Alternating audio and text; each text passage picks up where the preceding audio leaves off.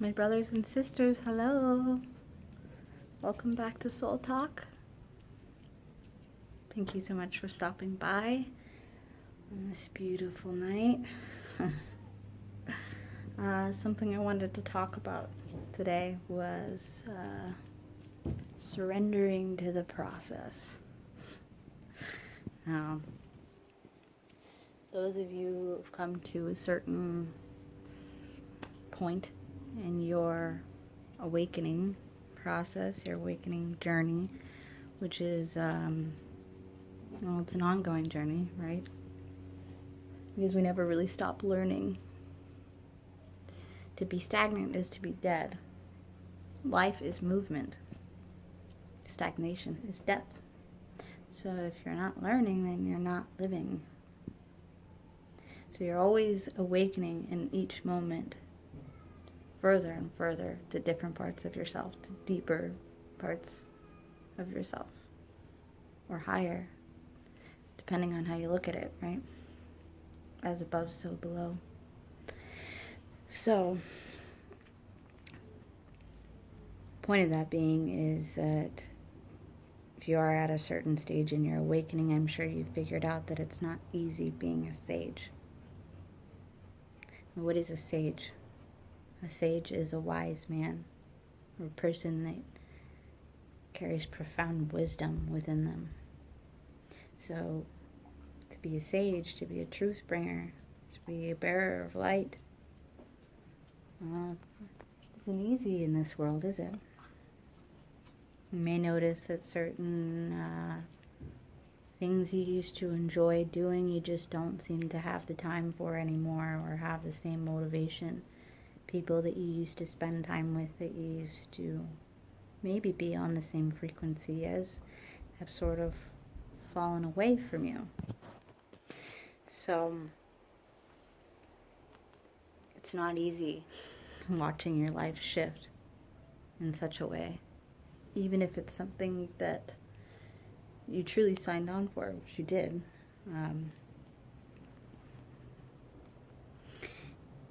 It still doesn't make it any less challenging or any less painful. If you go through those certain moments, the dark night of the soul, the moment where your shadow self is truly challenging your light, everything is coming up to the surface to be healed, to be processed and transformed. And the same thing will come up again and again, so that you can experience more healing, so that you can go deeper in it, deeper level. Healing, it comes in spirals. It's like the rays of our consciousness. It goes up in a spiral. It's the Kundalini rising up to the crown, up through the Godhead.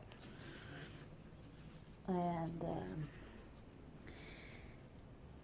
those people that fall away from you, you'll find that people will reject you for simply being who you are, because you remind them of who they truly are. And they believe that they aren't ready for it yet, to shed those artificial layers of themselves, the illusionary part of the self, the ego and the personality. When you show up in someone's life in such a way that your energy itself tells them that you are not there to serve their ego, to the comfort of their personality, to keep them at one level, but you are there to raise the vibration, well, they can reject you, they can resist you. And it's because they themselves have signed on for their own lessons. So,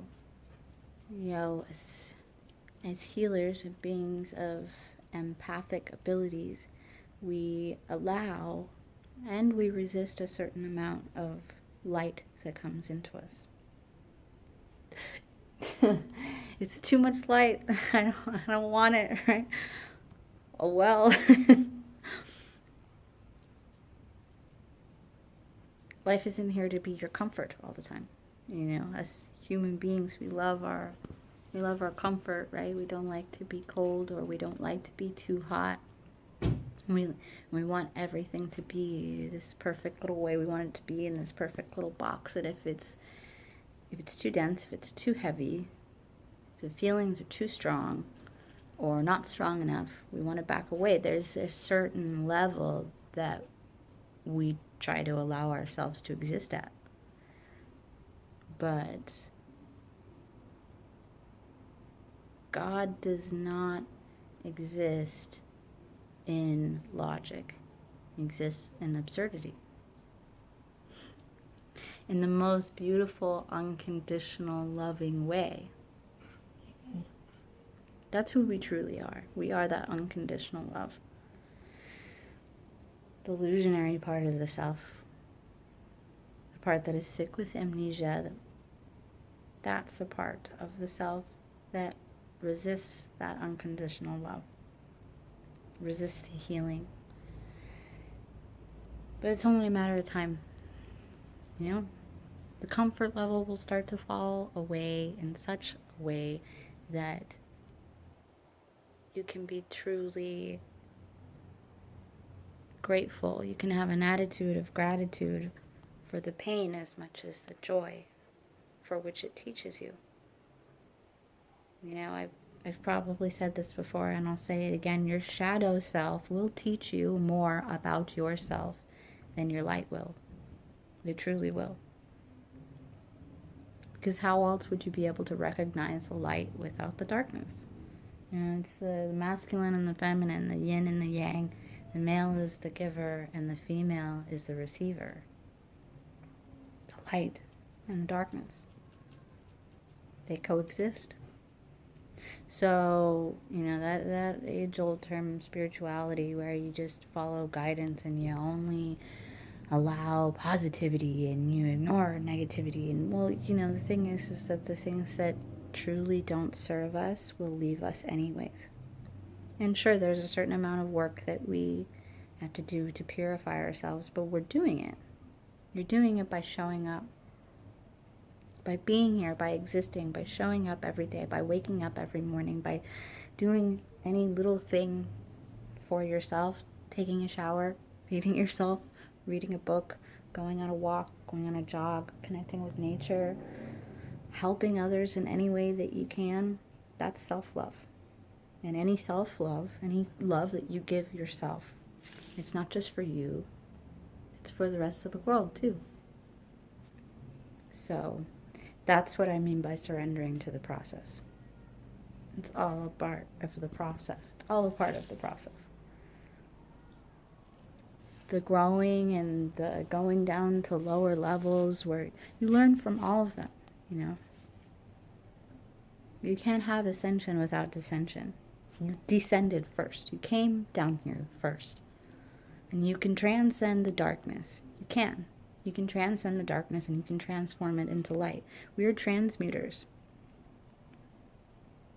Okay, we are transmuters. And we are conduits for the source. We are conduits for light.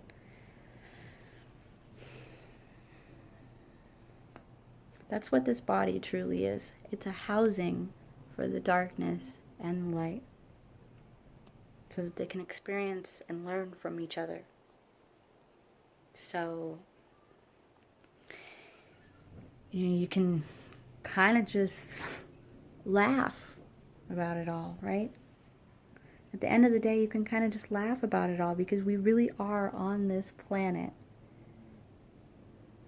And it's moving faster now, you know? This planet is moving at a faster, at quicker velocity than ever before. Time is going by like this. So the best thing we can do is surrender to the process and be in the present moment. Be in each moment. In each moment, we have the opportunity to gain enlightenment. And the next moment, each moment that comes, we have that opportunity over and over again. So truthfully, there's no pressure to get somewhere. I mean, that's honestly the best news. The fact that each moment is dying to be reborn into the next. That means that you always have another opportunity to gain enlightenment, to ascend higher. It's not some far off destination that is so outside of you. It's not. It's within you. So, that being said, experience this moment in the now fully. Submerge yourself in it. Open yourself up to the universe and allow, and I say this as I am telling this to myself, reminding this to myself, because that amnesia, it allows us to forget who we are, forget who we were before we started ground zero. That's a part of the dark night of the soul. You go back down to the very, very lower level. You have to learn how to walk again, how to eat again, how to speak again in a different way every single day. Every new moment, you're becoming a different you. So in each now, I love you in the now. I appreciate you in the now. And I see you in the now. Thank you so much for stopping by. I hope you have a beautiful day and night. Take care of yourselves.